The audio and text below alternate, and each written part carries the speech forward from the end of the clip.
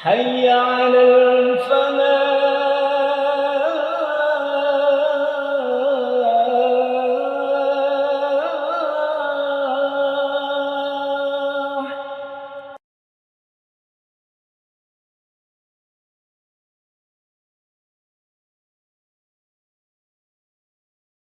Bismillah. Assalamualaikum warahmatullahi wabarakatuh. Bismillahirrahmanirrahim. Innal hamdalillah namadu wa nasta'in wa nastaghfiruh wa na'udzu billahi min sururi anfusina wa min sayyiati a'malina may yahdihillahu fala mudhillalah wa may yudlil fala hadiyalah. Asyhadu an la ilaha illallah wahdahu la syarikalah wa asyhadu anna Muhammadan abduhu rasuluh. Allahumma shalli wa sallim ala nabiyyina Muhammad wa ala alihi wa sahbihi ajmain. A'udzu billahi minasyaitonir rajim. Bismillahirrahmanirrahim.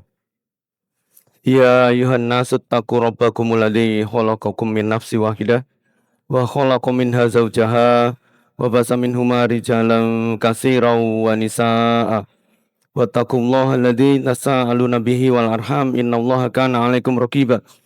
Ya ayyuhalladzina amanu taqullaha wa qulu qawlan sadida yuslih lakum a'malakum wa yaghfir lakum dzunubakum wa may yuti'illaha wa rasulahu faqad faza fawzan adzima. Amma ba'du.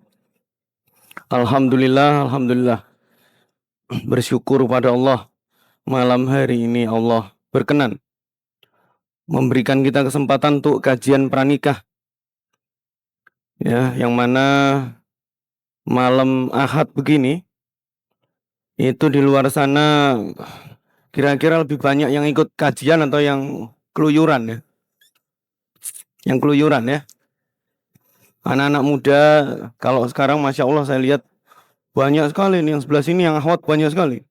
Jumlahnya mungkin sekitar 3 kali lipat dari jumlah yang ikhwan ini. Artinya ini sepertinya demand-nya lebih besar dari akhwat ini sepertinya. Nah, di luar sana yang nggak ikut kajian jauh lebih banyak lagi. Ya, ini artinya sebetulnya sedikit orang yang paham tentang urgensinya kenapa kita harus ngaji tentang pranikah.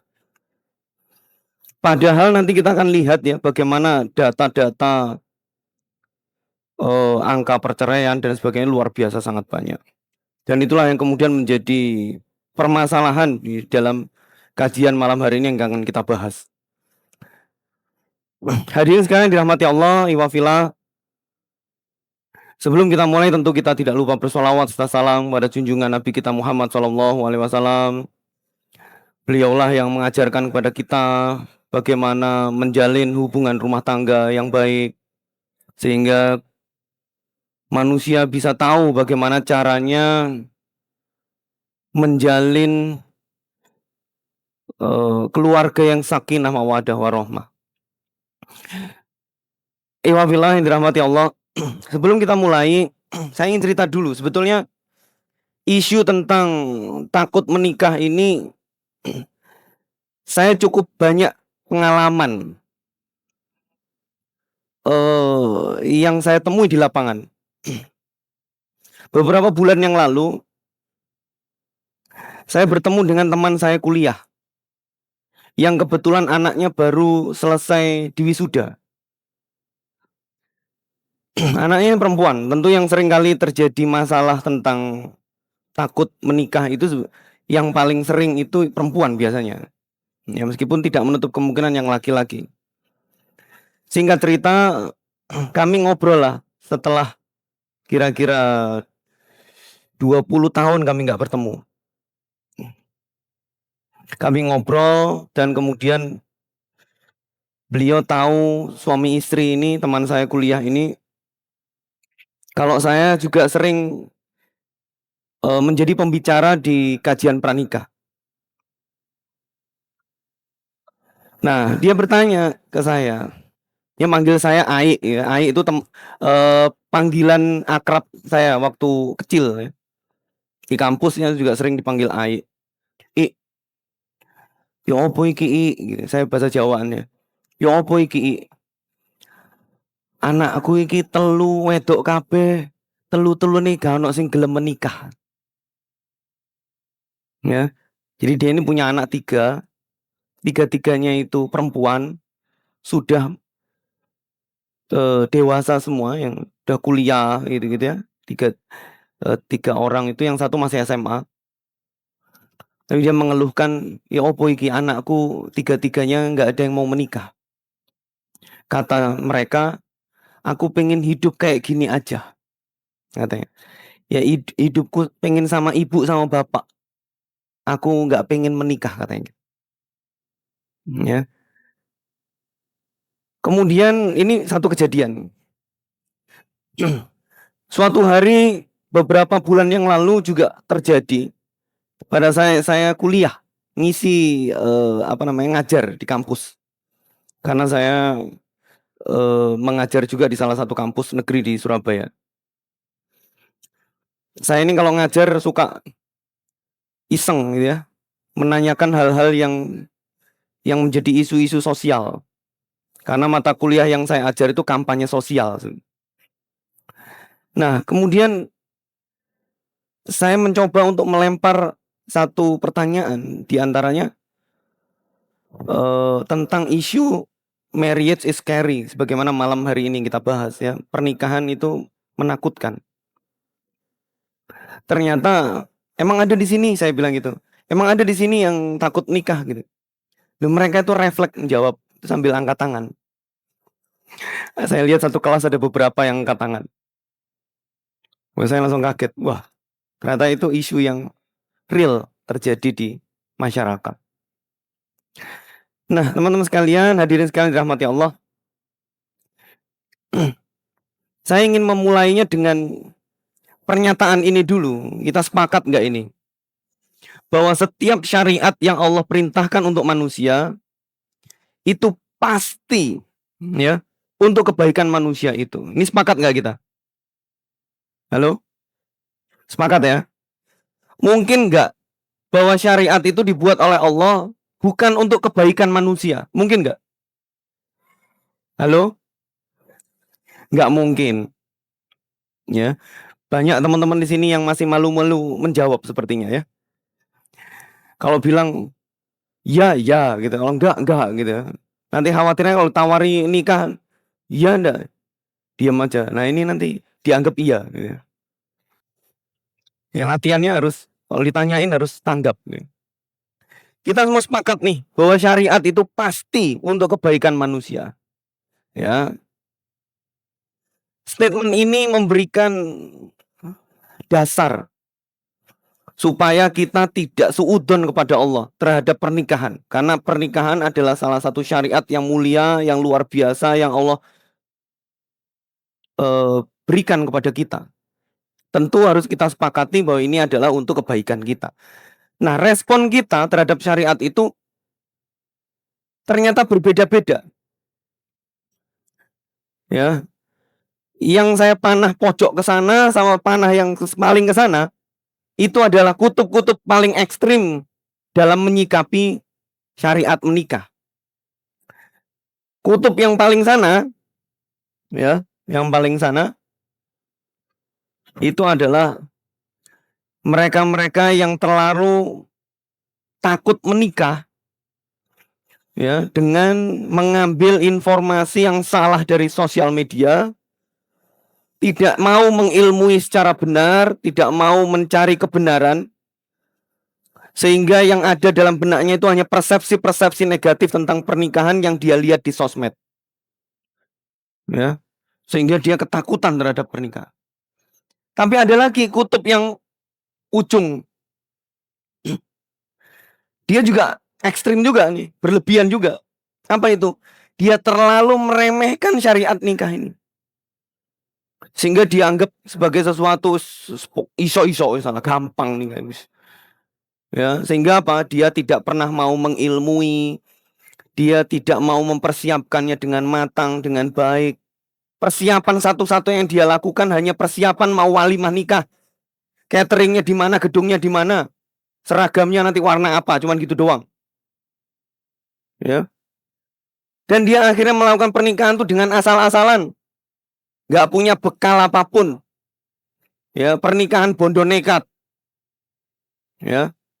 Nah, ini dua sikap yang sangat berlebih-lebihan. Sedangkan Islam mengajarkan sikap yang benar, yaitu menyikapi pernikahan sebagaimana sebuah syariat yang indah, nilainya, bobotnya separuh agama, sebagaimana hadis Nabi, yang menjadi sumber keberkahan dan kebahagiaan hidup, baik di dunia maupun di akhirat, selama itu dijalankan sesuai dengan petunjuknya Allah. Ini sikap yang benar. Nah, rata-rata orang-orang yang error pernikahannya ketika dia menyikapinya ekstrim, ya, yang sebagian sana dan ekstrim sebagian sini, yang ngeremehin banget, nggak peduli banget dengan ilmunya, ya, diajak kajian pranikah orang tahu gelem, ujuk-ujuk dia ngirim undangan. Wah, lah awakmu kuliahmu jurusan pranikah atau kok wis diajak pranikah gak gelem? Kan kita ini kuliah, ya, SD, sekolah ya, SD, SMP, SMA, kuliah itu kan hampir ya 20 tahun sendiri. Ya 18 sampai 20 tahun. Itu apa pernah kita diajari cara menjadi suami atau menjadi istri yang baik? Enggak ada. Ujuk-ujuk kita selesai kuliah, ujuk-ujuk yang kita pikirkan tuh cari kerja. Apakah di pekerjaan kita ada syarat misalnya atau ada fasilitas bagi pegawai untuk mempersiapkan pernikahan mereka? Enggak ada. Ya. Tiba-tiba setelah beberapa bulan kerja dapat transferan gaji, dia sudah merasa dirinya mampu menikah. Ini yang terjadi di masyarakat, ya, sehingga pernikahan itu hanya sebatas dianggap mampu ketika dia punya duit, dianggap mampu ketika dia sudah mampu membiayai dirinya sendiri, ya, atau menyisihkan sebagian harta untuk biayai pasangannya begitu. Ya, nah dua kutub ekstrim ini menjadi masalah. Inilah yang menyebabkan syariat menikah itu menjadi negatif, ya. Yang gampangkan tadi menjadi banyak gagal. Kegagalannya diupload di sosmed, diviralkan di sosmed, ya kan? Membuat yang kutub ekstrim yang bagian yang lain merasa bahwa pernikahan itu menyeramkan. Nah, itu. Nah, kita akan bahas nih. Sebagaimana judulnya, takut menikah itu apakah wajar? Saya kutipkan ada pakar psikologi, ya. Pakar psikologi ini Ras Harris ini, dia mengatakan bahwa bukan rasa takut sebetulnya menghambat seseorang itu untuk maju, untuk berkembang, untuk melakukan sesuatu yang positif. Tapi sikap mereka terhadap rasa takut itu sebetulnya yang membuat mereka terjebak. Ya. Jadi memiliki rasa takut itu wajar. Tapi kalau sikap kita terhadap rasa takut itu keliru, maka akhirnya menjadi masalah baru. Ya.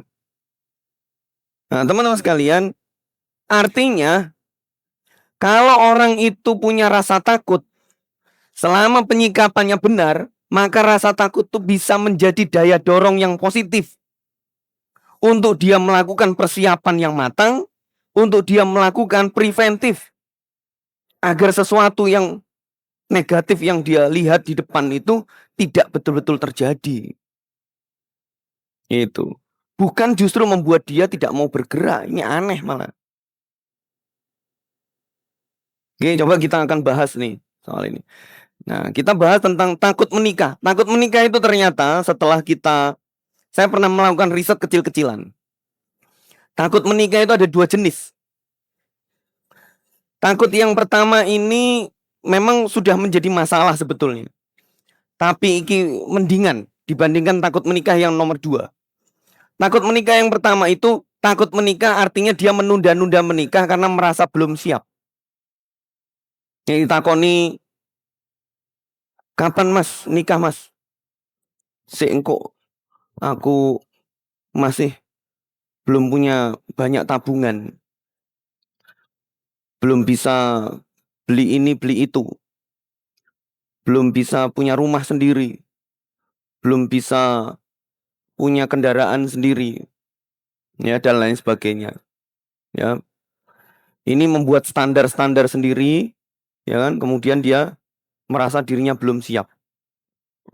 Saya kasih tahu ya, orang kalau standarnya menikah harus mapan dulu, secara ekonomi, saya kasih tahu UMR kita ini berapa sih?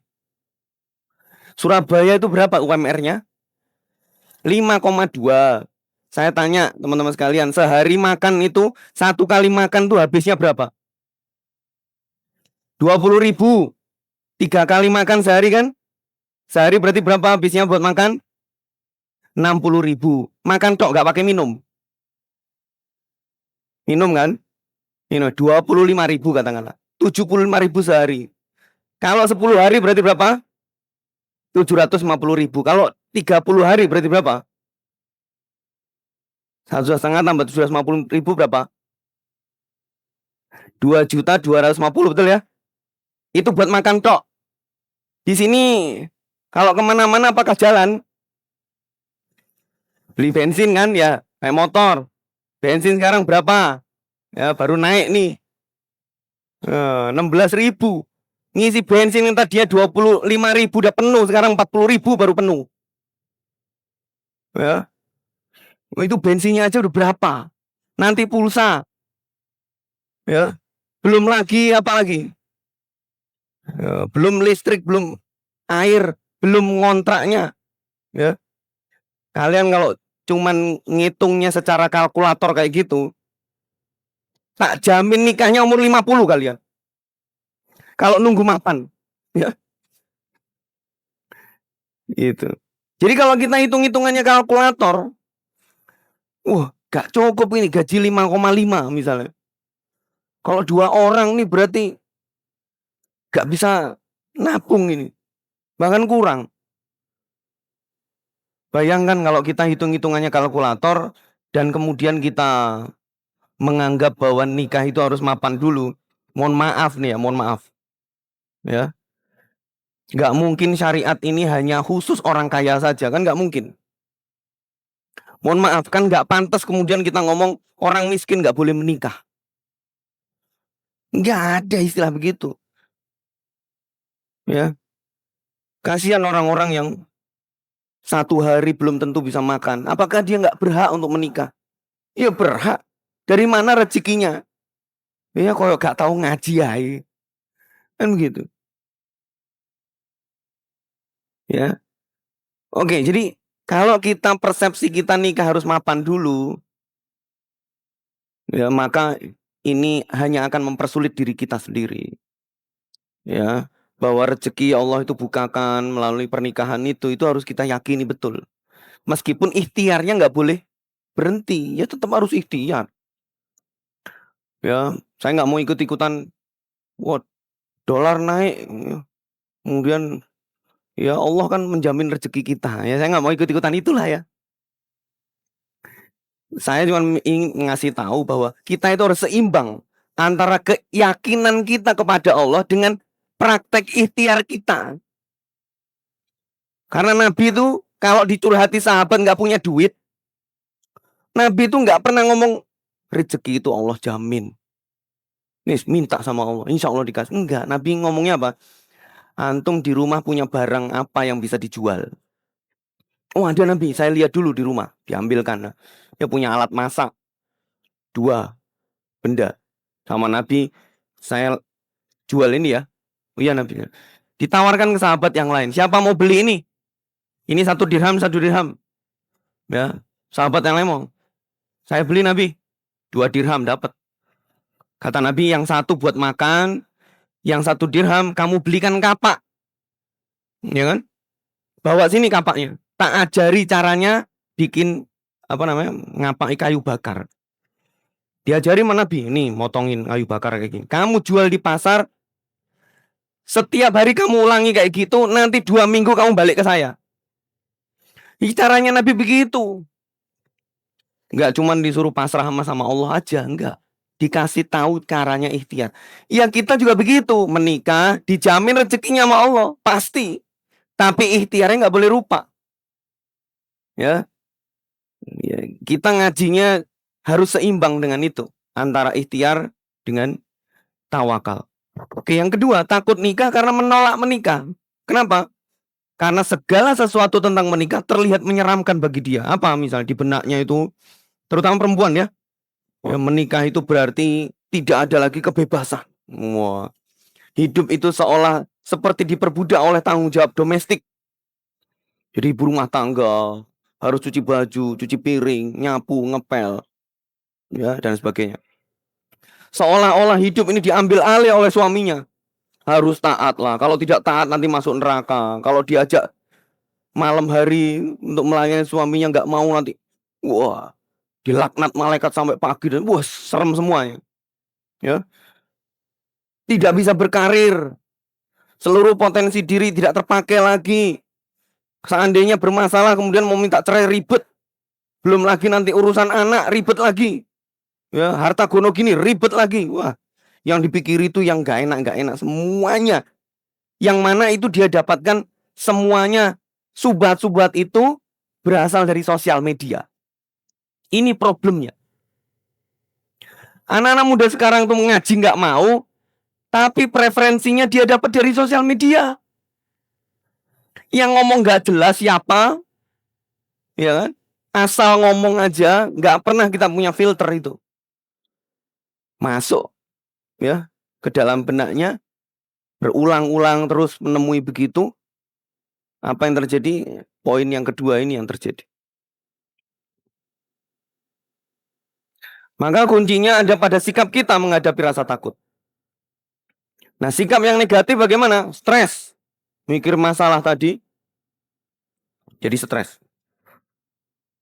Akhirnya apa? Menjauhi masalah, nggak mau nikah. Apaan, saya mau minum dulu. Saya ini lagi batuk.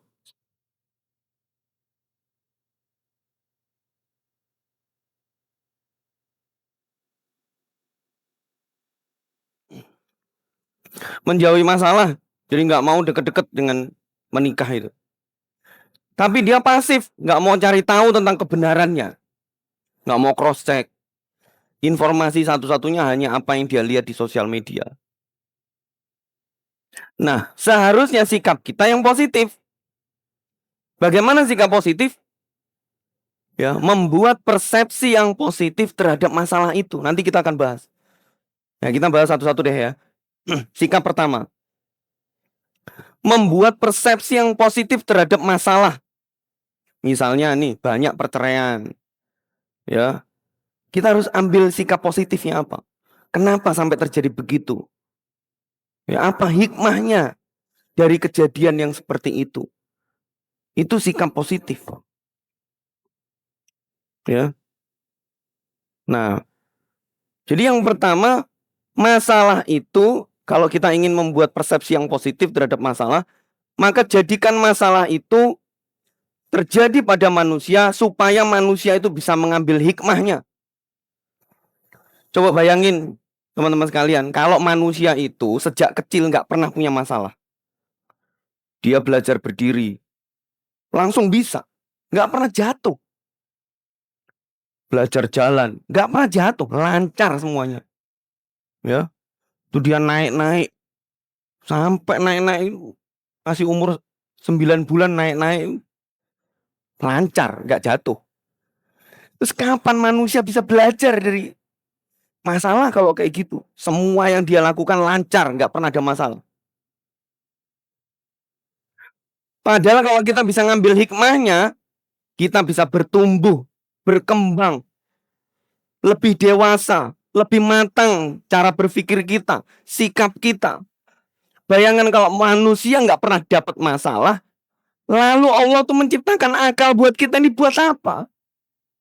Padahal akal ini baru bisa bertumbuh, berkembang ketika kita dapat masalah, kemudian akal ini kita gunakan untuk menyelesaikan masalah itu. Bayangkan kalau manusia nggak pernah dikasih masalah sama Allah, terus kapan ini dipakai nih?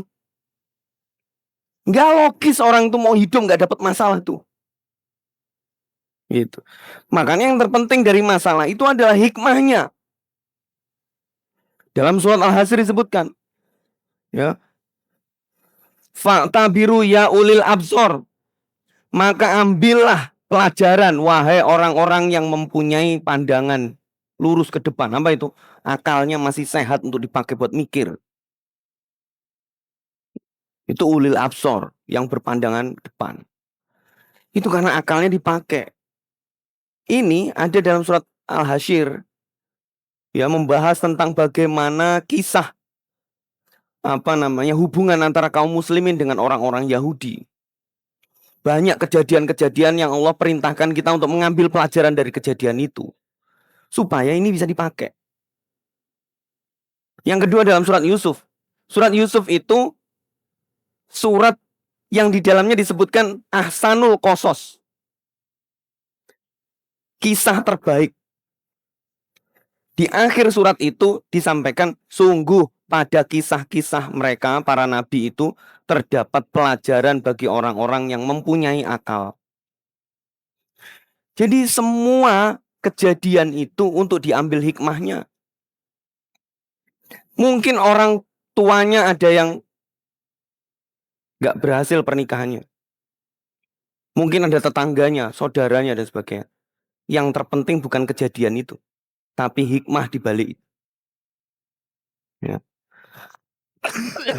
Maaf, saya itu perlu sambil makan permen. Kalau nggak kayak gitu saya batuk terus. Mohon maaf. Bismillah.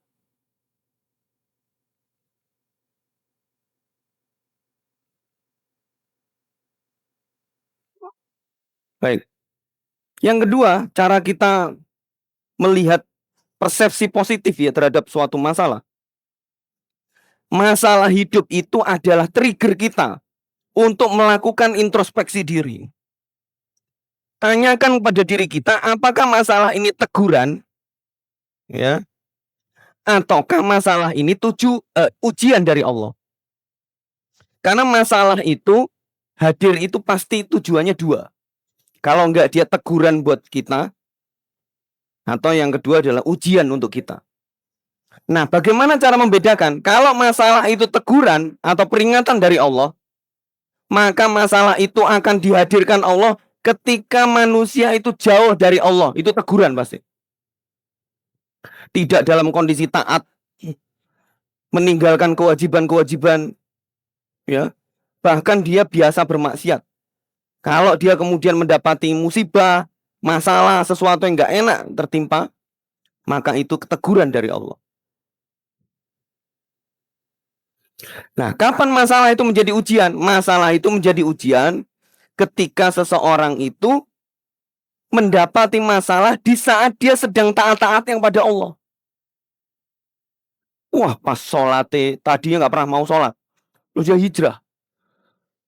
Wah, akhirnya dia sholat 5 waktu. Tetapi kok masalahnya tambah banyak. Maka masalah yang hadir ketika dia mencoba untuk taat kepada Allah, ya, maka itu disebut dengan ujian ketaatan. Yang begini-begini harus kita tangkap dengan benar. Ya, karena banyak orang salah persepsi. Ketika dia sudah mulai taat pada Allah tapi diuji ekonomi misalnya, ditipu orang bisnisnya. Kemudian dia bilang, wah, ya Allah, aku iki wis sholat 5 waktu, tapi kok koyok ngini gitu. Perlakuanmu kepadaku misalnya begitu. Akhirnya ini caranya ya aku gak sholat aja, biar aku gak sholat gak popo. Ini keliru ini. Orang-orang yang paling taat pada Allah itu Nabi dan Rasul. Tapi tidak ada satupun mereka itu yang gak diuji sama Allah. Jadi kalau orang itu diuji sama Allah itu justru untuk membuktikan bahwa dia ini taatnya benar-benar ikhlas apa enggak. Oke, maka penyikapan kita terhadap dua itu tadi, kalau itu teguran, maka segeralah bertobat. Itu. Orang kalau masalah dalam pernikahannya dia ditegur sama Allah, dapat masalah ekonomi, langsung dicek, aku salah opo yo. Ya. Aku iki wis cedhek karo Allah apa enggak? Oh iya ya, aku meninggalkan sholat. Oh iya bener berarti, nek diuji ekonomi, oh jelas. Oh iya ya, selama ini aku gak pernah peduli dengan tanggung jawabku sebagai suami misalnya. Oh ya jelas lah, kemudian aku diuji istriku misalnya melakukan kemaksiatan apa misalnya di luar. Misal, oh ya jelas lah, aku diperintahkan ku anfusakum wa ahlikum naro. Jagalah dirimu dan keluargamu dari api neraka. Tapi aku gak pernah peduli dengan anak-anakku. Aku gak mendidiknya dengan benar. Saiki anakku nakal. Jelas ini teguran buat aku. Gitu loh cara melihatnya itu. Ya, tobat. Nah, kalau dia ujian, maka sikap kita adalah bersabarlah dan istiqomahlah sekuat tenaga untuk tetap taat kepada Allah. Nah, yakinlah bahwa ujian itu tanda kita mau dinaikkan kelas.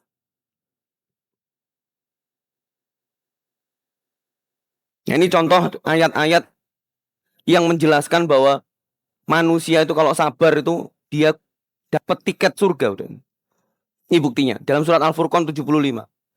Mereka itulah orang-orang yang dibalas dengan kedudukan yang tinggi di dalam surga karena kesabaran mereka. Itu. Dan sabar itu hanya bisa muncul, terbuktikan kalau dia punya masalah.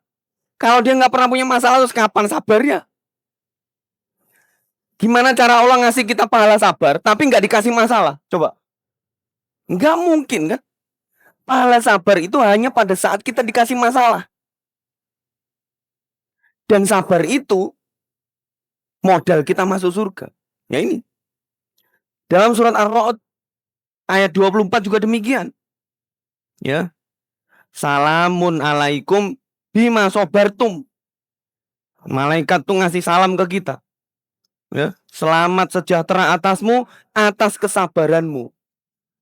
Jadi orang-orang masuk surga itu dia dikasih selamat sama para malaikat karena kesabaran dia. Ya sabar baru bisa muncul ketika kita diuji. Gitu. Kalau nggak pernah diuji, ya nggak bisa kita disebut sabar. Ya, makanya kita kan bisa ngasih tahu orang tuh, koncoku iki lho wong sabar. Apa parameternya? Karena dia sering diuji, tapi dia stabil, istiqomah dia. Baru dia disebut orang sabar. Gitu. Oke. Sikap yang kedua terhadap masalah. Kalau kita dapat masalah, maka fokus pada solusinya. Jangan lihat masalahnya terus. Ya, coba kita tunjukkan data-data ini. Bagaimana cara kita melihat data-data ini? Pertama, nih saya tunjukkan.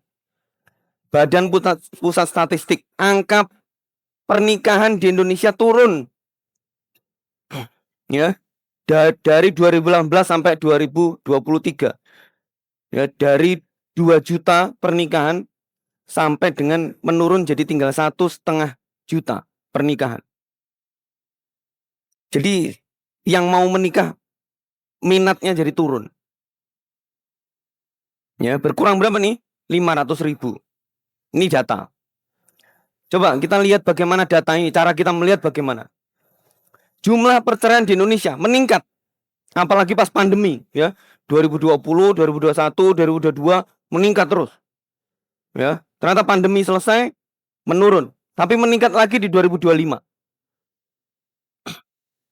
Ya, ini juga Badan Pusat Statistik datanya. Oke, data yang lain nih.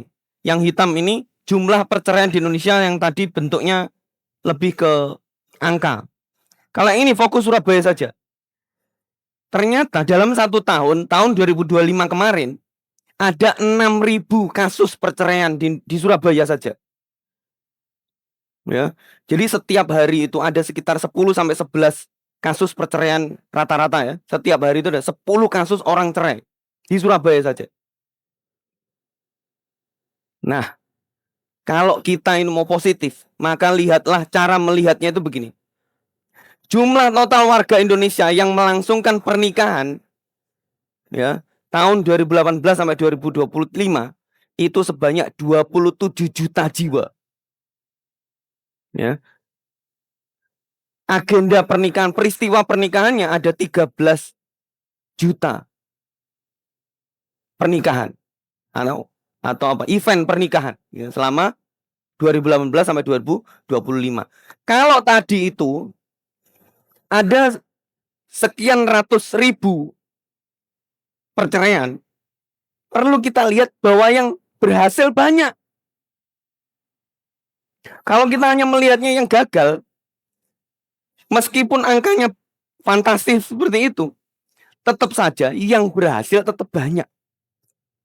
Ya, adilkah kita melihat masalah? Ada orang yang gagal, kemudian kita hanya melihat yang gagal, kemudian kita menyimpulkan bahwa aku nggak mau menikah karena ini gagal. Kan nggak adil. Coba lihatlah yang berhasil. Lalu kita bandingkan. Sama kayak misalnya begini. Ada orang mau kuliah. Dia lihat ternyata banyak ya mahasiswa yang DO. Kemudian dia melihat, oh mahasiswa akeh sing DO. Wis aku gak gelem kuliah lah timbangannya DO. Kan nggak gitu. Kalau ada orang sampai seperti itu kan ini yang nggak dipakai berarti. Yang tetap kuliah dan lulus kan banyak. Yang sampai wisuda juga mayoritas. Kenapa dia nggak melihat yang wisuda? Kenapa dia nggak melihat yang berhasil? Kenapa dia nggak melihat yang sukses? Kenapa dia melihat sedikit saja data yang gagal? Itu nggak logis. Kalau yang sedikit itu dipakai untuk menyampaikan bahwa sistem ini gagal. Nggak adil itu. Kan kita nggak mungkin ngomong karena ada yang DO maka perkuliahan itu sistem gagal. Nggak mungkin. Oh yang berhasil banyak. Pernikahan pun begitu. Meskipun kita lihat angkanya bombastis tadi, kita bandingkan yang nggak cerai juga banyak ya setengah mati. Ini ada 27 juta jiwa. Artinya yang berhasil bertahan banyak. Lihatlah kenapa mereka berhasil, harusnya begitu. Jika kita mau fokus sama solusi, maka cobalah untuk berpikir begini. Dalam pernikahan ada banyak yang sukses, tapi ada juga yang gagal. Kira-kira apa ya yang menyebabkan pernikahan bisa sukses?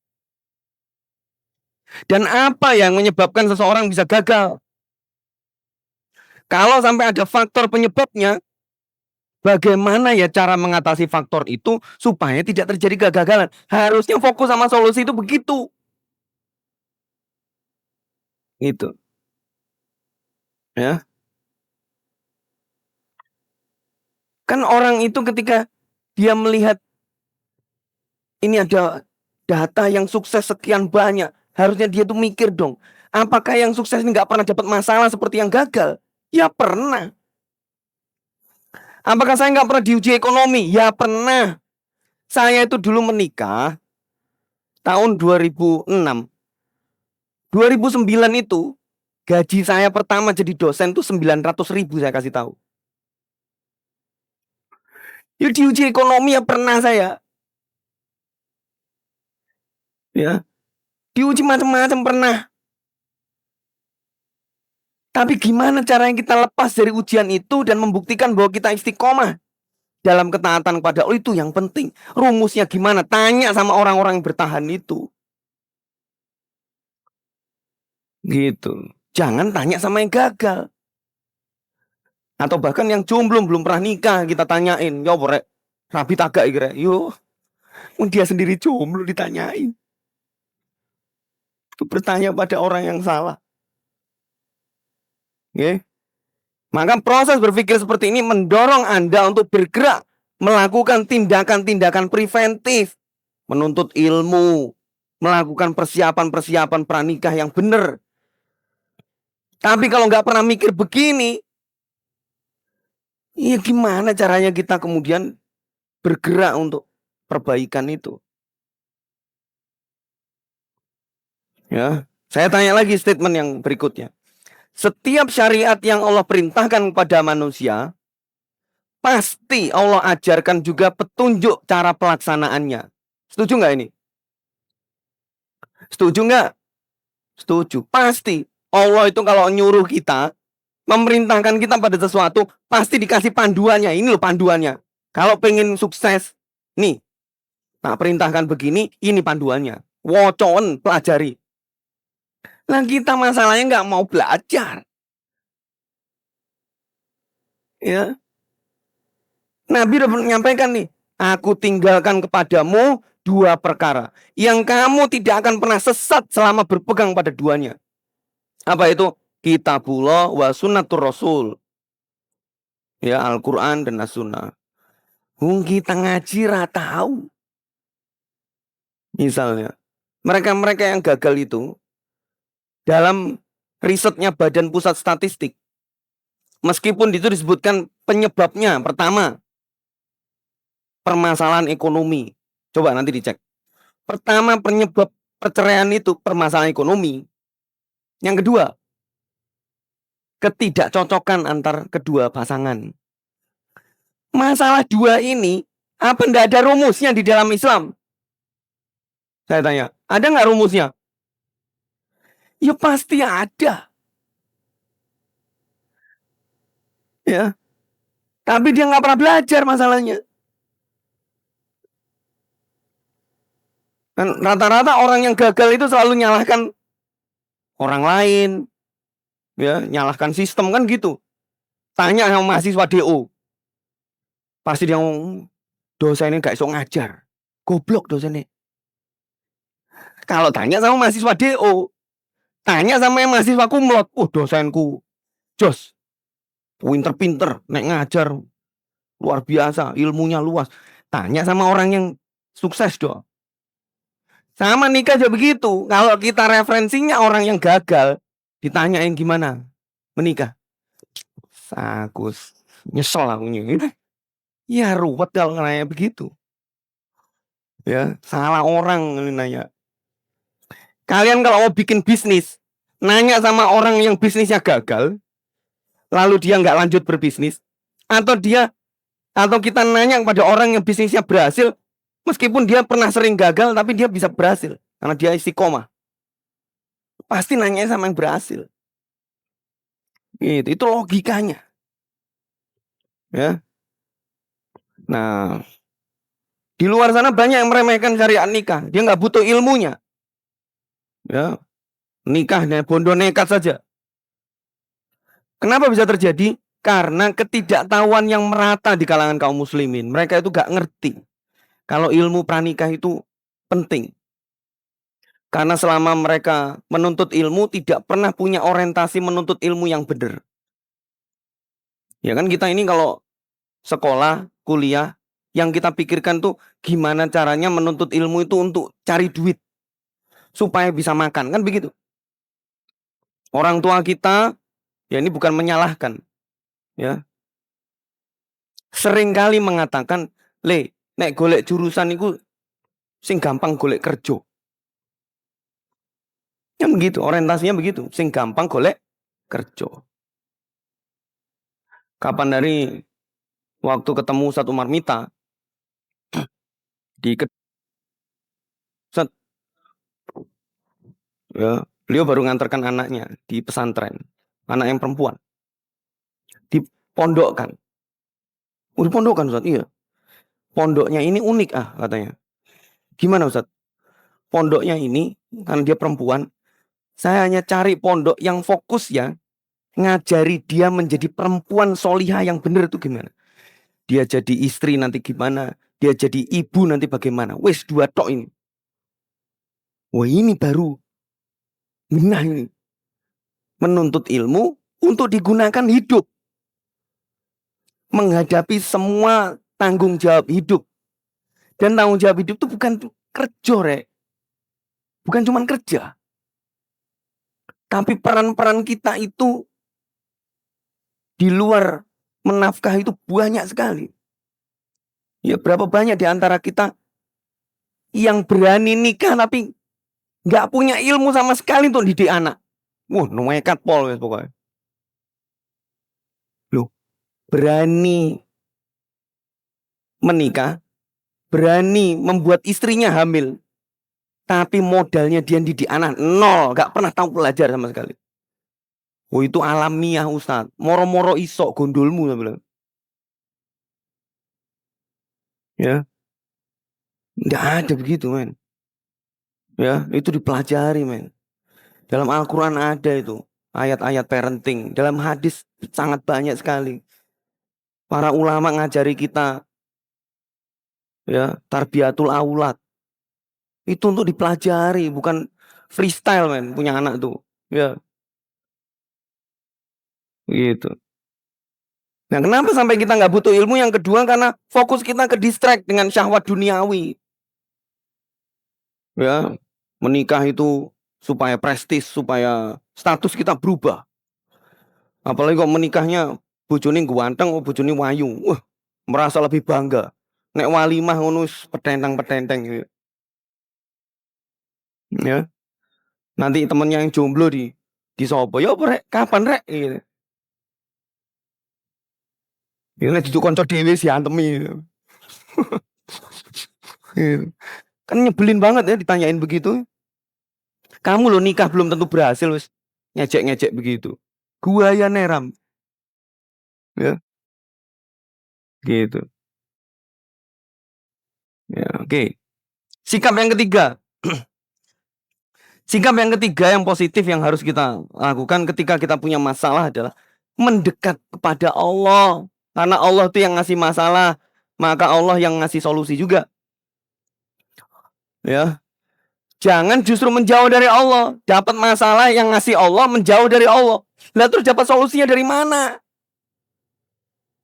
Wong yang punya solusi itu Allah. Allah itu as-somad, tempat kita bergantung. Dan Allah mencintai siapapun yang bergantung kepadanya. Allah itu an-nasir, maha menolong. Allah akan menolong siapapun yang mohon pertolongan kepada Allah. Jangan jauh-jauh dari Allah. Ya, makanya Nabi bersabda, jika engkau meminta, mintalah kepada Allah. Jika engkau memohon pertolongan, maka mohonlah pertolongan kepada Allah. Allah yang bisa ngasih pertolongan. Gitu. Sikap yang empat. Ya, kalau kita dapat berita, dapat isu, aktiflah untuk mencari tahu kebenaran secara objektif. Bukan sekedar percaya pada isu-isu yang viral. Ada artis baru menikah, sebulan cerai. Ya, habis itu ngomong di media, dibuka aibnya pasangannya. Ya viral. Kadang-kala bukan artis, ya cerai, viral. Suami istri ada yang selingkuh, pasangannya langsung diviralkan, kayak gitu-gitu. Kayak gitu-gitu itu, meskipun viral, tetap saja kita harus melihatnya secara objektif, secara dewasa. Ya. Nah, salah satu efek negatif sosial media itu membuat manusia malas mencari kebenaran. Anak-anak muda sekarang begitu. Ya, malas cari kebenaran. Karena yang masuk, ya waktunya banyak tersita dengan sosial media. Dan dia mencari kebenaran dari komen-komen. Dideloi komennya. Ketokane iki gendah iki komennya. Ketokane masuk iki. Sing iki gak masuk. Begitu. Iki ono artis centang biru dia komen. Berarti bener nek centang biru iki. Ya Allah. Saya kasih tahu nih ada bapak-bapak, mungkin ada ibu-ibu yang punya anak ya, hati-hati. Anak-anak muda kita itu preferensinya menentukan baik buruk itu bukan dari Allah dan Rasulnya, saya kasih tahu. Dilihat dari siapa yang dia follow. Dia dengan mudah mengatakan ini baik, ini benar tuh hanya karena influencernya ngomong kayak gitu. Ya, makanya tanggung jawab kita mendidik dia itu untuk memiliki filter sendiri dalam memfollow siapa saja dan menangkap informasi itu masih sangat urgent untuk kita lakukan hari ini. Ya. Allah memberi kaidah kepada kita dalam surat Al-Hujurat ayat 6. Wahai orang-orang beriman, jika orang fasik datang membawa berita, maka telitilah kebenarannya dulu. Ya, jangan sampai kita salah dalam menilai seseorang gara-gara kebodohan kita.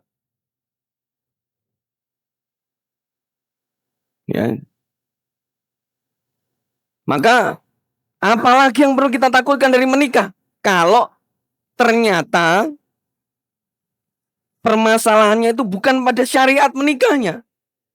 Permasalahannya adalah pada sikap-sikap manusia yang keliru terhadap problematika pernikahan.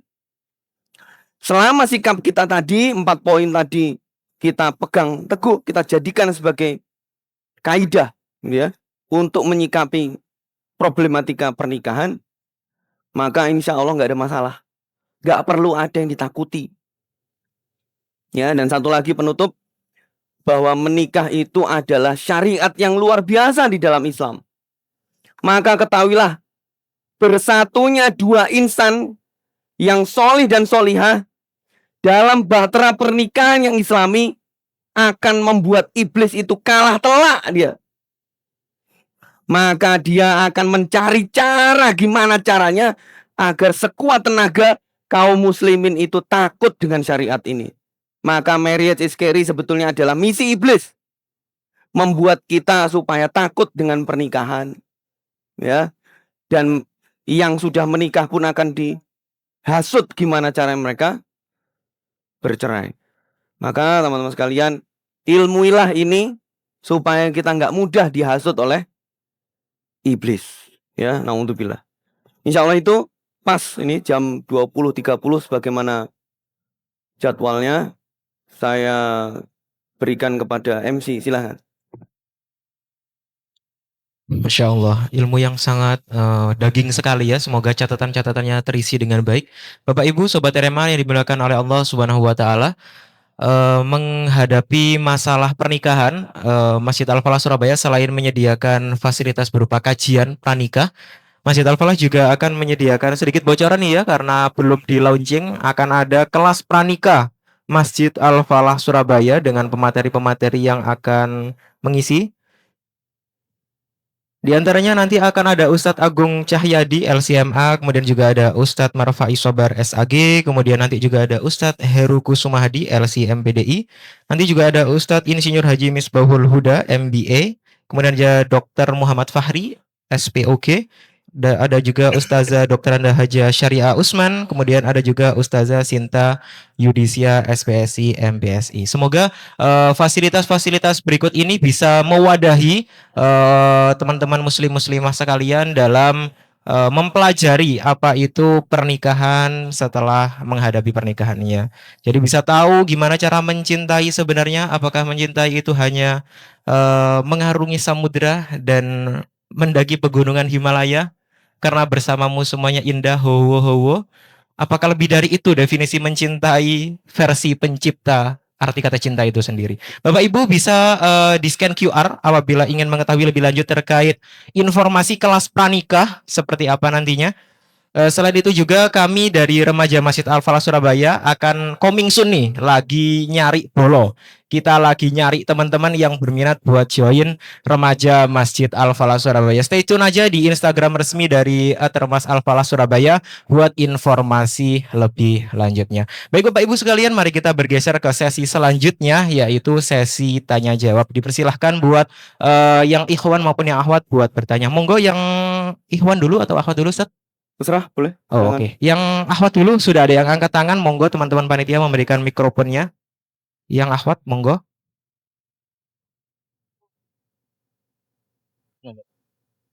Yang depan-depan tuh boleh.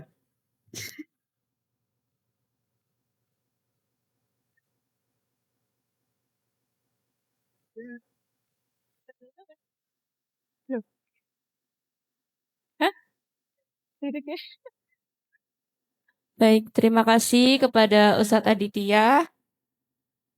Perlu perkenalan apa enggak usah, Ustadz? Gak usah, gak apa-apa. Enggak usah. Oke, baik. Saya Akhwat, umur 24 tahun, dari kampus umum juga, lulusan kampus umum. Jadi kan otomatis waktu kuliah dulu cuma nimbanya ilmu-ilmu akademik gitu ya, sesuai bidang saya. Nah, qadarullah di tahun lalu itu saya pernah disukai sama Ikhwan gitu. Selisih 4 tahun lebih tua. Namun karena belum sampai ke orang tua, saya ya kaget ternyata gajinya kecil banget. Cuma 1,2 karena belum 1 tahun kerja gitu intinya. Saya sebenarnya ragu waktu ngasih tahu ke orang tua, soalnya apa, saya posisinya tahun lalu belum lulus kuliah. Terus orang tua, sama ini, sedikit informasi, saya juga anak fatherless. Jadi saya punya bapak tapi dia nggak pernah ngajari apa-apa dari kecil. Alistung gitu enggak. Jadi pokoknya dinafkahi tok, disekolahkan, dileskan, dingajikan. Tapi nanti soal masa depan kamu terserah gitu. Bahkan bapak saya dulu cuma bilang, "Kamu ikut kajian apapun terserah kamu. Kamu mau pakai baju syar'i enggak syar'i terserah kamu. Semua itu di tanganmu," gitu pokoknya. Intinya kayak gitu. Tapi tetap saya hormat ke beliau, kan itu tidak walaupun dia abai soal itu kan tidak memutus buat saya nggak hormat toh Ustadz gitu kan, tetap harus hormat. Tapi saya tahu, oh saya punya kekurangan di situ. Nah, karena disukai sama Ikhwan yang umurnya gajinya kecil itu, saya ragu Ustadz, soalnya apa, saya fatherless, terus bapak saya juga udah pensiunannya sangat kecil, saya punya adik juga yang masih sekolah gitu. Jadi waktu saya sudah diancang-ancang sama ibu saya, kayak kamu kalau udah lulus kerja bantu anak adikmu karena ayahmu nggak bisa ngasih uang gitu, intinya kayak gitu. Jadi bener masuk generasi sandwich ya. Jadi lihat yang nyukai saya itu gajinya kecil, saya generasi sandwich, fatherless, kok banyak ujiannya gini ya. Akhirnya saya nggak jadi gitu, mutusin nggak lanjut gitu, karena saya masih mikir kalau nanti sama dia juga sudah ngancang-ngancang kalau sama saya nanti nikah kamu ketahuan kamu langsung hamil, kamu langsung di rumah nggak boleh kerja. Jadi kayak sudah saklek gitu. Saya ngelihat orang tua saya nggak bisa digituin kan, jadi nggak jadi. Nah, langkah saya tersebut itu menurut Ustadz Aditya itu kurang percaya sama takaran rezeki Allah atau gimana ya Ustadz? Tapi saya itu realistis orangnya, nggak mau nggak mau terlalu percaya diri. Soalnya saya juga pekerjaan bukan hanya guru les gitu Ustadz. Jadi saya maksudnya bukan pegawai negeri atau apa yang pasti ya uangnya gitu kan. Jadi saya menolak dia. Waktu itu qadarullah ya, sampai katanya mamanya dia sampai demam gitu ditolak sama mbaknya. Baik. Gitu. Baik itu ya. Iya, terima kasih Ustadz. Baik, saya izin langsung menjawab ya supaya nggak lupa. Jadi begini, Iwafila. Jadi kalau seorang akhwat dilamar atau disukai atau dideketin ya seorang ikhwan yang secara ekonomi misalnya gajinya belum mencukupi lah ya, secara logis ya, untuk menghidupi menafkahi keluarga, apa yang harus dilakukan? Jadi begini teman-teman sekalian, saya tadi sudah sampaikan bahwa sebetulnya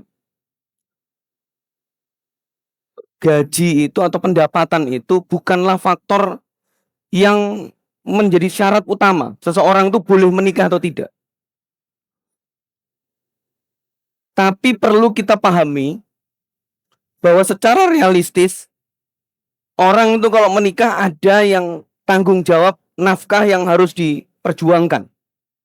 Sehingga sebetulnya bukan soal besarnya, tapi si ikhwan ini sudah sedahsyat apa dia berusaha berikhtiar untuk mencari nafkah itu tadi.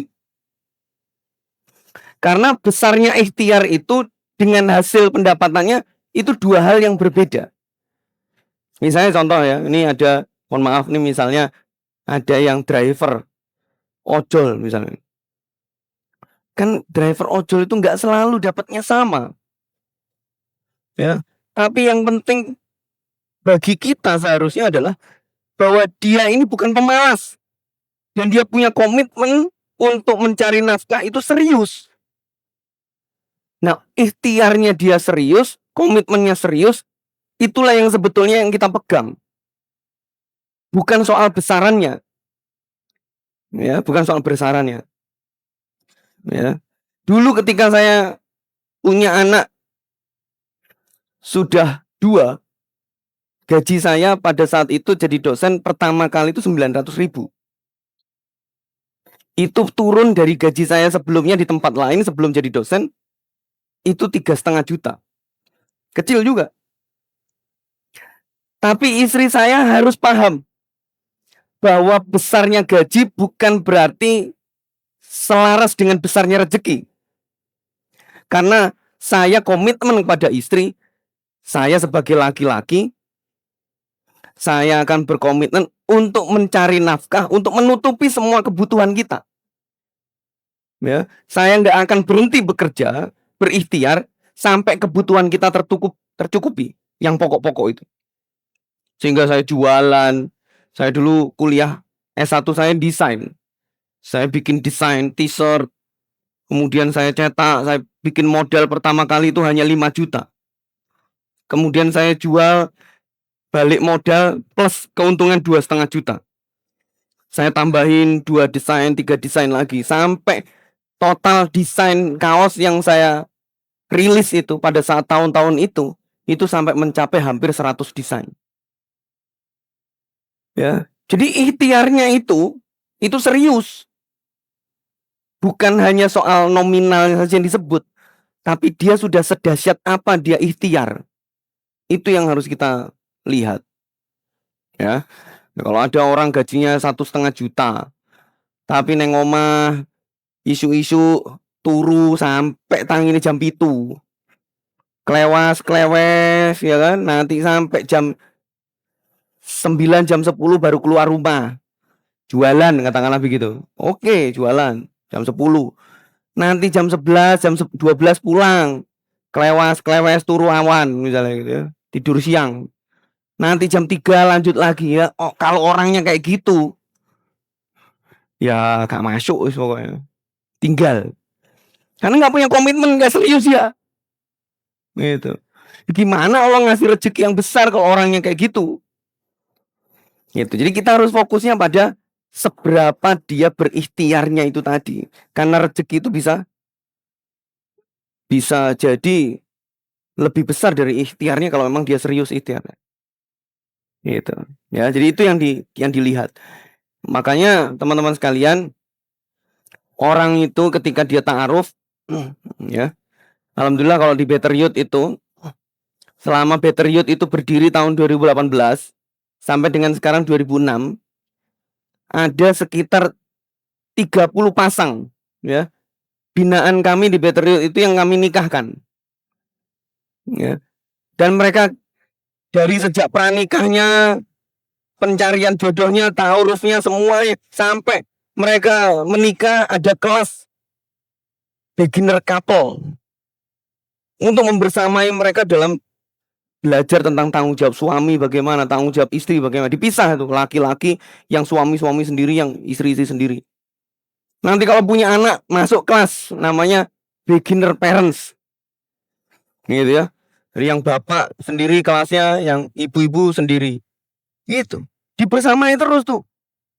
Karena dulu Nabi cara membersamai para sahabat begitu. Mereka tumbuh ya dalam menjalankan kehidupan berkeluarga itu bersama Nabi. Gitu. Nah, inilah yang kemudian supaya kita paham. Nah, kalau ta'aruf itu kemudian di CV itu disebutkan gaji yang mungkin ya ngepres banget lah untuk hidup. Maka tanyakan kepada dia ya. Menurut Mas ya, kalau dia laki-laki ya, ini perempuan kepada laki-laki, tanyakan kepada si laki-laki, menurut Mas, kalau seandainya kebutuhan pokok kita kurang dengan gaji segitu, Mas punya gambaran ikhtiar apa lagi? Nah, itu yang tanyakan. Itu. Coba kita lihat dia jawabannya apa. Itu. Nah, itu yang kita pegang sebagai komitmen. Itu. Oke, insya Allah itu ya. Ada pertanyaan lain silakan. Yang Ikhwan dulu ya. Sudah sana boleh. Gantian ya.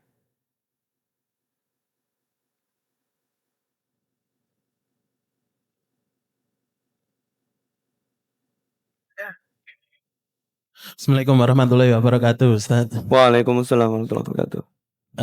Jadi begini, Ustaz. Sedikit kebetulan pas ini qadarullah temanya sesuai banget dengan saudara saya. Jadi ceritanya begini, baru kemarin saudara saya ini menikah. Alhamdulillah. Kebetulan saudara saya ini bekerja di salah satu perusahaan di wilayah Gresik. Dan kebetulan bosnya sendiri itu punya anak perempuan. Dan kebetulan cocok sama saudara saya. Akhirnya saudara saya ditawari menikah dengan anaknya. Dalam proses itu berjalannya cepat. Jadi belum ada apa ya waktu ta'aruf yang cukup lah dengan si akhwat anaknya bosnya. Cuma ketika setelah pernikahan berlangsung, keluarga dari pihak bosnya, masya Allah orangnya baik sekali. Bahkan sampai disediakan banyak fasilitas lah, sampai rumah, mobil apa semua di fasilitasi. Namun seiring berjalannya waktu, sudah sampai bulan ini, baru 2 bulan ini menikah, saudara saya mulai sadar bahwa si akhwat ini apa namanya, punya kebutuhan khusus, maksudnya tidak seperti orang dewasa pada umumnya. Ada sedikit apa bahasanya ya, Permasalahan psikologis iya gitu ya. seperti itu, mental lah. Nah, sampai saat ini pun saudara saya juga masih bingung dan rencananya mau istilahnya ke orang tuanya dan mau menceraikan istrinya, karena dalam perjalanan pernikahan 2-3 bulan ini itu ada kejanggalan dalam hubungan keluarga, itu ada yang janggal, dan saudara saya juga kan takut masalah nasab ini apa ya, turun ke Anak-anaknya. anak cucu kan, seperti itu. Mohon arahannya Ustaz. Karena saya sendiri juga mentok, nggak bisa bingung ngasih masukan seperti apa. Baik, terima kasih Bapak. Assalamualaikum. Baik ya, jadi Iwafillah, permasalahan-permasalahan yang seperti ini yang berkaitan dengan apakah diteruskan atau berpisah dan sebagainya, itu tidak bisa ditanyakan dalam forum-forum besar begini, nggak bisa. Bisanya itu konsultasi, dua-duanya datang, ya, dua-duanya hadir konsultasi. Kalau di sini kan di Al-Falah ada tuh konsultasi rumah tangga, ya kan? Itu yang handle konsultasi itu guru saya sendiri. Guru saya, Ustadz Agung Cahyadi, itu yang nanti ngisi pranikah. Ketahuilah teman-teman, ikut pranikah di sini itu yang handle guru saya sendiri, Ustadz Agung Cahyadi. Nah, beliau biasanya yang menghandle konsultasi pranikah. Para ustadz itu sudah sepakat untuk tidak memberikan masukan kepada siapapun kalau belum lengkap informasinya. Bahkan kalau yang konsultasi hanya suaminya saja atau hanya istrinya saja, itu pun tidak boleh diberikan masukan apapun karena belum tahu masalahnya secara utuh. Ya, karena sekali masukannya itu kemudian keliru, misalnya contoh, oh sebaiknya pisah aja, pisah beneran, ternyata tidak begitu nyatanya, ya, itu yang ngasih fatwa dosanya luar biasa berat, gitu. Ya, jadi nanti saya sarankan untuk hadir di dalam konsultasi pranikah. Setiap bulan ada Ustadz Agung Cahyadi di sini, ya. Beliau biasanya menggunakan apa namanya, ya, metode seperti itu, ya, bahwa yang konsultasi harus hadir berdua, meskipun nanti yang ditanyain satu-satu, yang satu nunggu dulu di luar, nah, nanti yang satu masuk, baru kemudian dua-duanya masuk, untuk mendapatkan gambaran lengkap dari dua versi, ya, supaya bisa mengambil keputusannya itu tepat, gitu. Nanti ada tahapan-tahapannya, ada tahapan mediasi keluarga, itu diberi waktu sekian lama. Mediasinya kalau sudah lancar, berhasil, ya alhamdulillah lanjut. Tapi kalau mediasinya nggak berhasil, maka tahap berikutnya apa, dan seterusnya. Jadi nggak langsung pisah apa enggak begitu. Ya insya Allah begitu Pak. Afwan Zidan, mohon maaf saya nggak bisa memberikan jawabannya secara memuaskan. Yeah. Baik. Ada lagi? Silahkan yang Ahmad dulu ya. Silahkan. MC. Oh, ada tim di sana ya, silahkan. Assalamualaikum warahmatullahi wabarakatuh. Waalaikumsalam warahmatullahi wabarakatuh. Terima kasih Ustadz. Ini langsung saya pada intinya saja. Jadi bagaimana cara menyembuhkan luka setelah hubungan yang serius itu berakhir agar tidak terbawa ke pernikahan nantinya, dan bagaimana kita bisa tahu kalau kita sudah sembuh dan siap untuk menikah. Terima Oke. kasih. Bagaimana cara menyembuhkan luka ya dari mungkin pengalaman orang tua atau siapa keluarga gitu ya? Iya, benar. Ya, supaya kemudian kalau itu sudah selesai dengan diri, terus kemudian baru siap untuk menikah begitu ya? Iya. Indikatornya apa dan sebagainya. Baik. Ya, jadi teman-teman sekalian, bahwa memang banyak ya orang-orang yang mengalami luka pengasuhan di masa lalu. Kalau itu sifatnya pengasuhan. Ada lagi yang luka berdasarkan pengalaman orang lain. Ya, pengalaman buruk orang lain, kemudian itu berdampak pada psikologis dia, bisa. Atau perlakuan orang lain terhadap dirinya, itu kemudian menimbulkan luka dan seterusnya. Nah, kapan dia dikatakan selesai dan kemudian dia boleh lanjut ke jenjang pernikahan? Saya sampaikan bahwa teman-teman sekalian, memang kita tidak punya ukuran yang pasti tentang sembuhnya itu tadi. Tapi bahwa perasaan itu tetap ada, perasaan yang mengganjal, perasaan yang nggak terima, perasaan yang nggak suka dan sebagainya, yang kadang itu masih tersisa di dalam hati, itu memang tidak bisa dihilangkan. Yang terpenting tidak sampai menjadi sebuah perbuatan yang negatif. Selama dia nggak muncul sebagai sebuah perbuatan yang negatif, nggak ada masalah. Ya, orang itu untuk bisa memaafkan masa lalu tidak harus lupa, nggak harus. Ya, karena lupa itu nggak masuk akal. Ya, misalnya dia pernah terluka gara-gara pernah pacaran, dia disakiti hatinya oleh pacarnya. Ya. Kemudian dia trauma, ini caranya wis, nah, aku nggak mau lagi, gitu misalnya gitu ya, untuk berhubungan dengan laki-laki misalnya gitu. Nah, itu kalau dia berharap dia lupa, nggak mungkin lupa.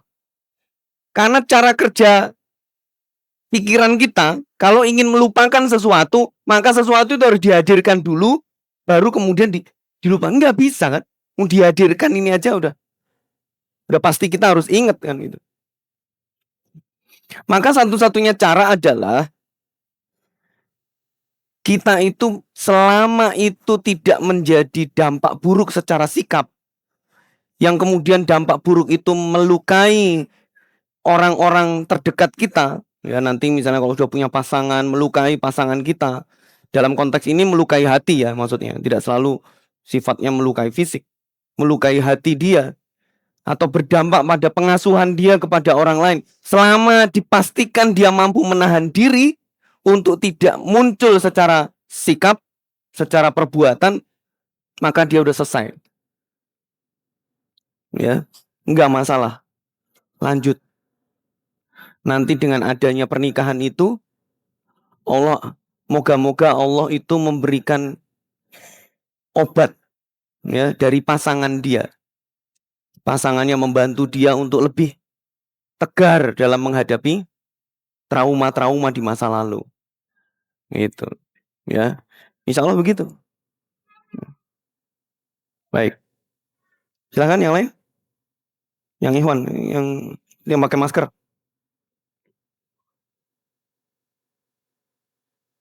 Oh, yang ya, silakan.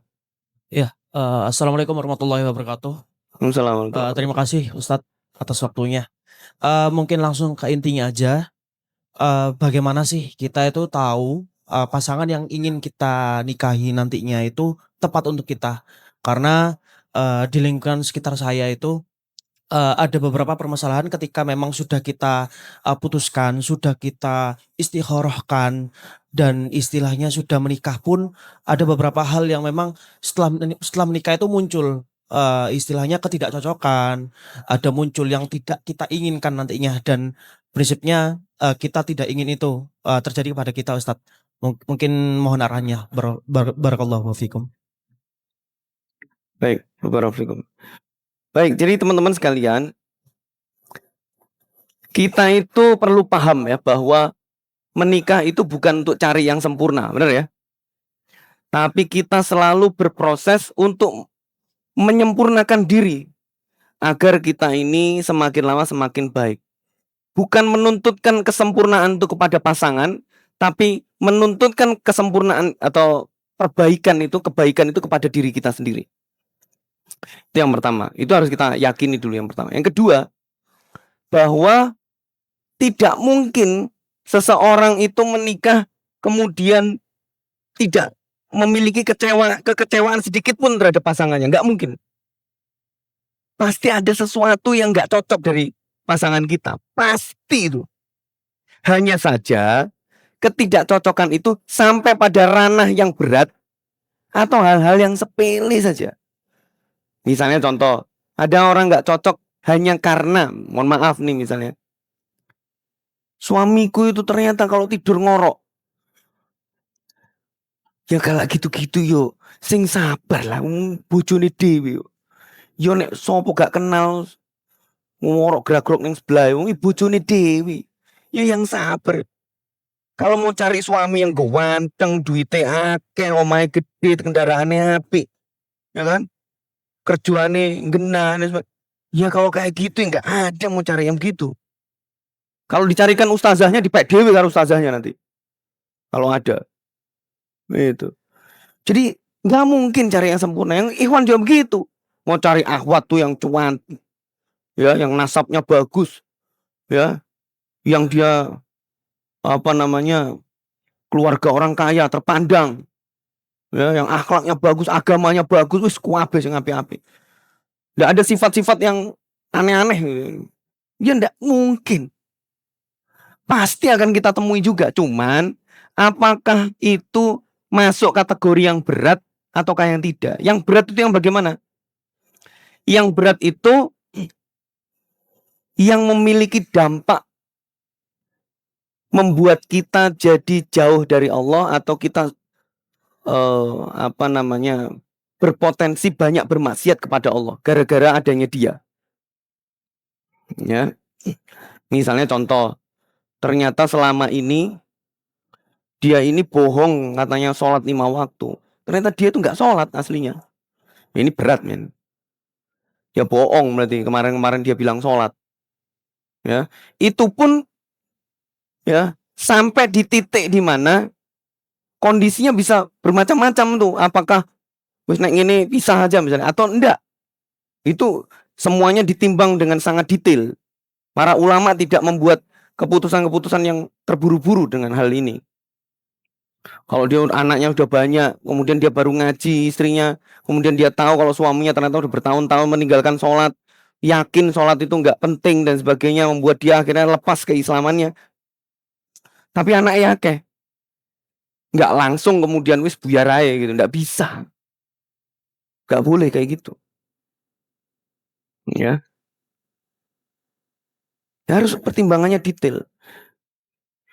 Nah kalau misalnya sifat-sifat yang misalnya, oh ternyata istri saya itu atau suami saya itu kalau marah misalnya dia ini ngomongnya kasar misalnya. Ya oke, kasar. Ya. Maka cobalah untuk lebih dalam tahu apakah betul dia ini kasar karena karakternya ataukah dia ini kasar karena ya pada saat itu memang sedang terbawa suasana saja. Dia aslinya nggak kayak gitu. Nah itu dua hal yang berbeda. Nah kita harus mengkajinya dengan detail sekali. Ya, atau istrinya misalnya selama ini yang kita tahu dia orangnya solihah. Ya. Ternyata nek bengi gaene cangkruk neng warung misalnya gitu. Wah. Nah itu hal-hal yang seperti itu apakah bisa diikhtiarkan untuk dinasehati dulu dan sebagainya. Itu semua harus menjadi ikhtiar dulu untuk diperbaiki. Nah, makanya kalau di dalam proses ta'aruf itu kenapa ada satu tahapan yang ini nggak boleh ditinggalkan. Apa itu? Mencari orang-orang ketiga yang bisa memvalidasi bahwa si fulan atau si fulanah ini benar-benar orang baik atau enggak. Itu yang harus kita lakukan. Ya. Saya itu jujur ya, ini saya menjodohkan lebih dari 30 pasang di Better Youth itu. Belum pernah saya menjodohkan orang yang saya nggak kenal sama dia, nggak pernah saya. Saya tahu si A ini siapa, karakternya bagaimana, keseharian dia ngajinya sama saya, ya, keluarganya seperti apa. Kemudian saya tahu juga si fulanah ini siapa, dia kerjanya di mana, karakternya gimana. Nah, kalau sudah seperti itu, baru kemudian dijodohkan. Saya nggak mau menjodohkan kucing dalam karung, nggak mau saya. Makanya kalau ada titipan-titipan dari luar, Ustadz, saya titip Ustadz, saya punya adik Ustadz belum menikah. Ini saya nggak kenal, ya. Ini adiknya seperti apa? Itu. Saya nggak akan mencarikan serius gitu dengan orang-orang yang seperti itu. Kenapa? Saya ini punya tanggung jawab tuh. Kalau saya menjodohkan tuh berarti saya menggabungkan antara dua insan yang saya harus bersamai mereka ini untuk ketika menikah itu tetap lurus di jalan Allah. Nah, kalau saya nggak kenal gimana? Begitu. Nah, makanya saya sering kali menyampaikan kepada teman-teman, coba cara memvalidasi apakah si fulan atau si fulan ini baik atau enggak, carilah teman-teman di sekitarnya. Ya, dia berteman dengan siapa? Ya, kalau ada yang kenal, coba ditanyain. Dulu dia kuliahnya gimana nih? Dia karakter orangnya seperti apa? Betulkah dia seperti ini, seperti itu? Ya. Ya memang tidak menjadi kesimpulan akhir ya bahwa dia dulu kuliah dia duablek misalnya. Itu tidak menjadi kesimpulan memang. Tapi paling tidak itu menjadi informasi kita untuk kita bisa menyusun puzzle-puzzle.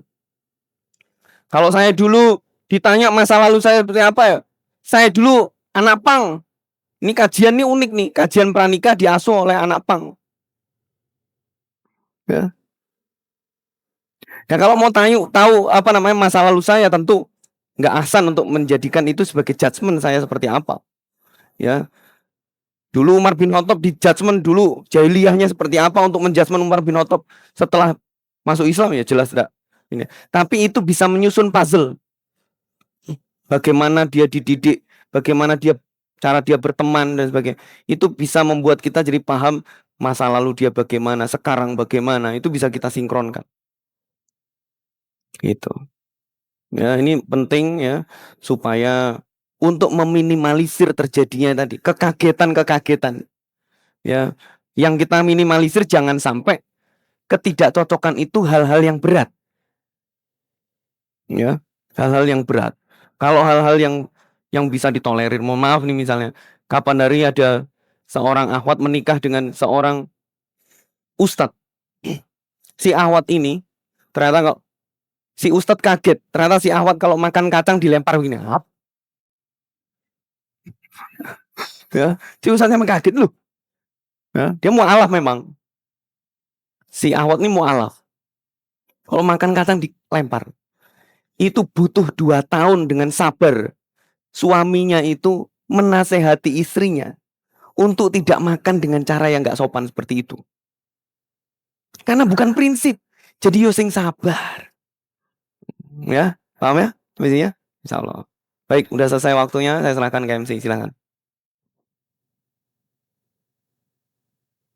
Jazakumullah Ustadz atas jawaban-jawabannya. Mohon maaf kepada para jamaah karena keterbatasan waktu, mungkin kita bisa sambung di lain kesempatan. Baik, kita sudah ada di penghujung acara. Marilah kita tutup kegiatan kajian pada malam hari ini dengan doa yang nantinya doa akan dipimpin oleh Ustadz Aditya Abdurrahman. Kepada Ustadz kami persilahkan. Baik, kita cek Baik, kita tutup dengan berdoa bersama. A'udzubillahi minasyaitonirrajim. Bismillahirrahmanirrahim. Wassalatu wassalamu rasulillah wa ala alihi wa sahbihi ajmain. Walhamdulillahirabbil alamin. Hamdan syakirin, hamdan na'imin, hamdan yuafi ni'amahu wa yukafi mazidah. Ya Rabbana lakal hamdu kama yanbaghi li jalali wajhikal karim wa atimi sultanik. Allahumma ighfir lana wa li walidaina warhamhuma kama rabbayana shighara. Allahumma ighfir lana dunubana wa israfana fi amrina wa sabbit aqdamana wansurna 'alal qaumil kafirin. Rabbana la tuzigh qulubana ba'da id hadaitana wa hab lana min ladunka rahmah innaka antal wahhab. Rabbana hab lana min azwajina wa dzurriyyatina qurrata a'yun waj'alna lil muttaqina imama. Rabbana dolamna anfusana wa ilam taufirana wa tarhamna lanakunanna minal khosirin. Ya Allah ya Rabbi, ampunilah dosa-dosa kami, dosa ibu bapak kami, dosa guru-guru kami, dosa teman-teman kami, saudara-saudara kami semuanya ya Allah. Ya Allah ya Rabbi, jadikanlah ilmu yang kami pelajari malam hari ini menjadi ilmu yang berkah ya Allah, agar kami bisa melangkah ke jenjang pernikahan dengan penuh keberkahan ya Allah. Ya Allah ya Rabbi, tuntunlah kami, berilah kami petunjuk agar pernikahan yang akan kami jalani di masa mendatang menjadi pernikahan yang berkah, sakinah, mawadah, warohmah ya Allah. Ya Allah ya Rabbi, jadikan anak keturunan kami kelak ya Allah menjadi anak-anak yang solih dan solihah, dan menjadi keluarga yang bisa berkumpul bersama nanti di surgamu ya Allah, dan dijauhkan dari api nerakamu ya Allah. Ya Allah ya Rabbi, jadikanlah ilmu yang kami pelajari ini ya Allah bisa menyelamatkan kami di dunia dan di akhirat ya Allah. Rabbana atina fid dunya hasanah wa fil akhirati hasanah wa qina azabannar. Subhana rabbika rabbil izzati amma yasifun. Wassalamun ala mursalin walhamdulillahi rabbil alamin. Barakallahu fikum. Wassalamualaikum warahmatullahi wabarakatuh.